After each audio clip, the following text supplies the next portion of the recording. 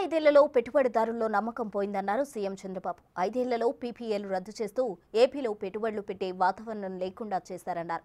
YCP వల్ల దేశం credibility పోతుందని కేంద్రం హెచ్చరించినప్పటికీ వినిపించుకోలేదన్నారు. సింగపూర్ వాళ్లను కూడా వైసీపీ ఇబ్బంది పెట్టిందని చంద్రబాబు ఆగ్రహం వ్యక్తం చేశారు. దెబ్బతిన్న ఏపీ బ్రాండ్పై తిరిగి విశ్వాసం పెంపొందించే ప్రయత్నం చేస్తున్నామన్నారు సీఎం చంద్రబాబు. విండ్, సోలార్ ఈ రెండు ఇండస్ట్రీస్ వచ్చాయి. ప్రజలు కూడా అర్థం కావాల్సిన అవసరం ఉంది. ఈ రెండు ఎంఓయూలు చేసి ఆపరేషన్కి వస్తానేవి నేను పవర్ తీసుకోనని చెప్పి పవర్ తీసుకోకుండా చేసి హెరాస్మెంట్ చేస్తే ఇంటర్నేషనల్ ఫోరమ్స్లో వాళ్ళు రైజ్ చేశారు. కేంద్ర ప్రభుత్వం అడిగారు, మీ వల్ల భారతదేశం యొక్క రెప్యుటేషన్ పోతా ఉంది, క్రెడిబిలిటీ పోతా ఉంది, మమ్మల్ని క్వశ్చన్ చేస్తున్నారు, ఇది మంచిది కాదు అని అడిగే పరిస్థితికి వచ్చారు.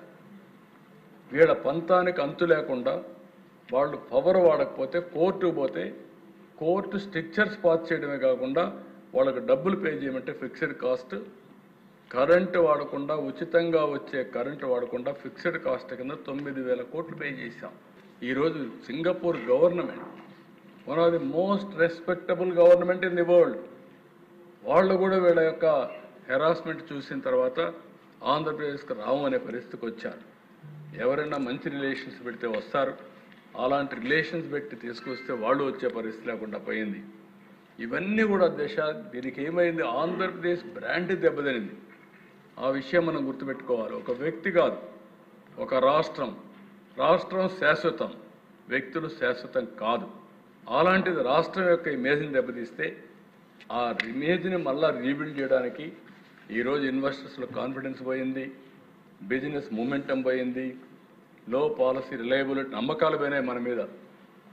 ఆంధ్రప్రదేశ్ రాష్ట్రం అంటే ఇలాంటి వాళ్ళు ఉంటే మేము వస్తే ఎప్పటికైనా ఇబ్బంది కదా, ఎందుకు రావాలనే పరిస్థితికి వస్తే కాదు, ఇంకా రాబోయే రోజుల్లో శాశ్వతంగా రారు ఇటువంటి వాళ్ళు మా రాష్ట్రంలో, మా ప్రజల్లో. అందుకనే ఈసారి ఓట్లు కూడా ఇలా చెప్పి చాలా స్పష్టంగా చెప్తే